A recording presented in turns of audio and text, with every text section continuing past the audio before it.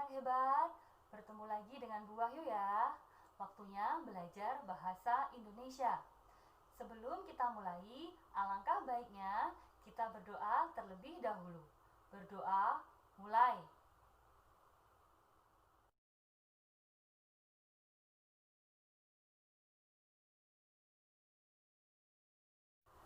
Kali ini kita akan belajar bagaimana cara menulis teks berita. Apakah kalian sudah siap?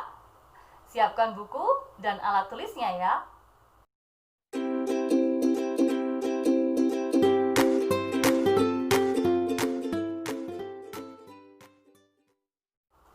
Nah, anak-anak, sebelum kita lanjutkan pembelajaran kali ini, seperti biasa, kalian harus mengetahui kompetensi dasar dan juga tujuan pembelajaran yang harus kalian capai di akhir pembelajaran nanti.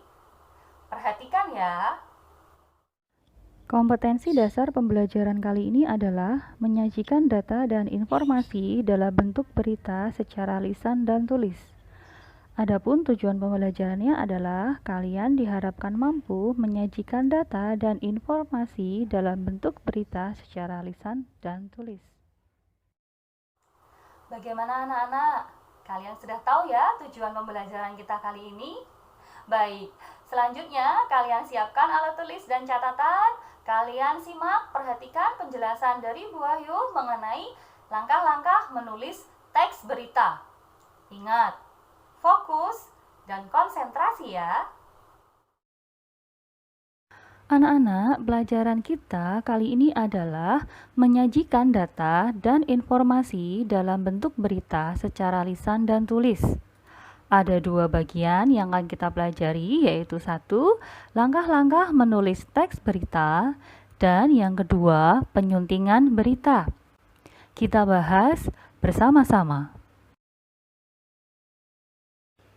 Langkah-langkah menulis teks berita ada 4. 1. Menentukan peristiwa atau kejadian.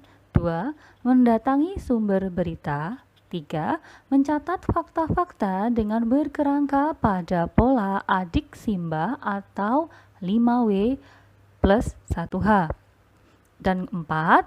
Mengembangkan kerangka menjadi teks berita yang utuh. Langkah pertama dalam menulis teks berita adalah menentukan peristiwa atau kejadian. Isi berita berkaitan dengan peristiwa aktual, menarik, dan menyangkut kepentingan banyak orang. Artinya, peristiwa atau kejadian tersebut benar-benar terjadi dan sedang hangat dibicarakan banyak orang. Di samping itu, isi berita juga dapat berupa peristiwa atau kejadian yang mendadak, serta kegiatan-kegiatan unik yang ada di masyarakat. Contohnya, perayaan hari besar agama, banjir, gunung meletus, kecelakaan lalu lintas, dan lain-lainnya. Langkah kedua adalah mendatangi sumber berita. Agar isi berita akurat, penulis harus dapat menemukan tokoh yang mampu memberikan informasi secara tepat mengenai informasi yang akan diberitakan. Sebagai contoh, untuk mendapatkan informasi tentang korban dan proses terjadinya banjir, penulis bisa mewawancarai warga yang terkena banjir, ketua RT, ketua RW, atau kepala desa setempat.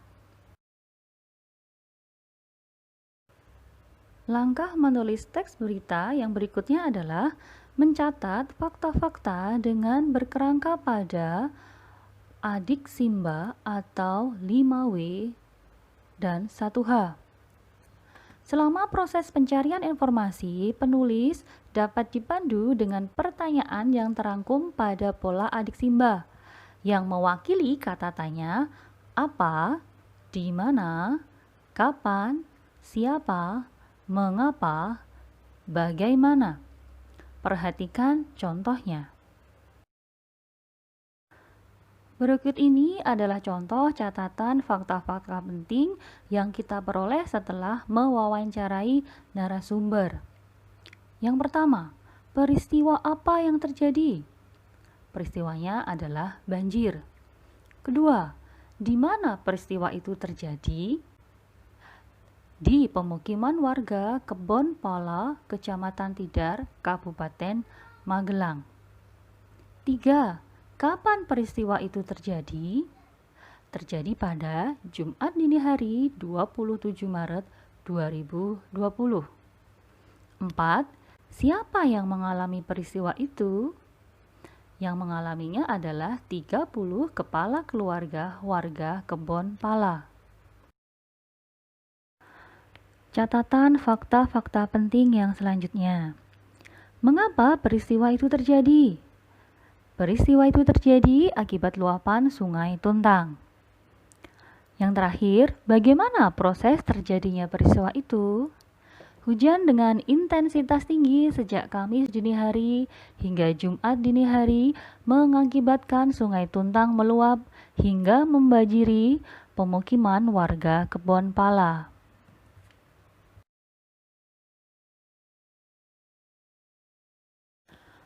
Anak-anak, setelah fakta-fakta penting kita dapatkan untuk dasar menulis teks berita atau kita sebut dengan kerangka, langkah selanjutnya adalah mengembangkan kerangka menjadi teks berita yang utuh. Pengembangan kerangka menjadi teks berita yang utuh pada hakikatnya harus menggunakan bahasa yang singkat dan jelas. Berita yang disajikan mulai dari unsur yang terpenting hingga ke unsur yang kurang penting. Ingat kembali pembelajaran kita sebelumnya mengenai struktur teks berita. Anak-anak, dalam mengembangkan teks berita yang utuh, sebenarnya tidak harus dimulai dari satu unsur tertentu. Kalian bisa memulai teks berita itu dari unsur yang kalian inginkan. Misalnya, kalian menginginkan memulai teks berita dari unsur kapan, atau unsur siapa, atau unsur apa. Itu bebas. Nah, dari contoh yang Bu Wahyu berikan adalah Bu Wahyu akan memulai teks berita dimulai dari unsur kapan. Maka catatan penting yang menyatakan waktu terjadinya peristiwa ditulis di awal teks berita. Perhatikan contohnya. Jumat dini hari 27 Maret 2020 terjadi banjir di pemukiman warga Kebon Pala, Kecamatan Tidar, Kabupaten Magelang. Banjir dilaporkan menggenangi kawasan perumahan penduduk sehingga sekitar 30 kepala keluarga terpaksa mengungsi. Banjir terjadi akibat meluapnya Sungai Tuntang. Hujan dengan intensitas tinggi sejak Kamis dini hari hingga Jumat dini harilah yang mengakibatkan Sungai Tuntang meluap hingga membanjiri pemukiman warga Kebon Pala. Kalian cermati kata yang sudah Bu Wahyu garis bawah. Kata yang bergaris bawah adalah kata-kata yang merupakan unsur berita yang kita dapatkan dari narasumber yang sudah kita catat di dalam fakta-fakta penting.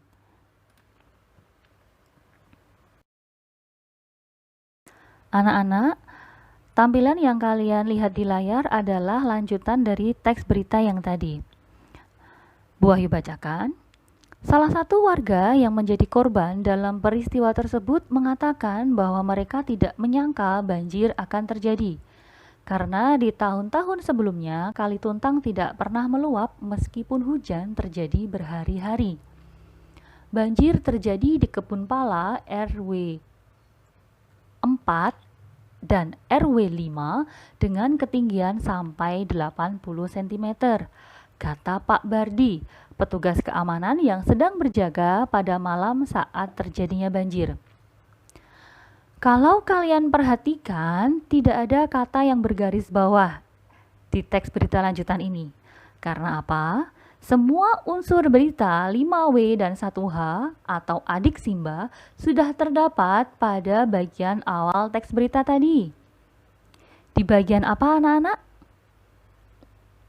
Betul sekali, di bagian kepala berita, dan tubuh berita. Sedangkan tampilan yang kalian lihat di layar ini adalah kaki berita yang mengandung unsur yang tidak terlalu penting. Anak-anak, jika kita sudah selesai mengembangkan kerangka menjadi sebuah teks berita yang utuh, langkah selanjutnya adalah kita membuat judul berita. Judul berita dibuat semenarik mungkin sehingga pembaca tertarik untuk melanjutkan membaca teks berita. Dari teks berita yang sudah kalian cermati tadi, ada beberapa pilihan judul berita. 1. Sungai Tuntang meluap, kebun pala banjir. 2. Luapan Sungai Tuntang banjiri kebun pala. Atau 3. Sungai Tuntang meluap, 30 kakak terpaksa mengungsi. Mana yang menurut kalian paling tepat? Bu Wahyu bebaskan kepada kalian untuk memilih judulnya.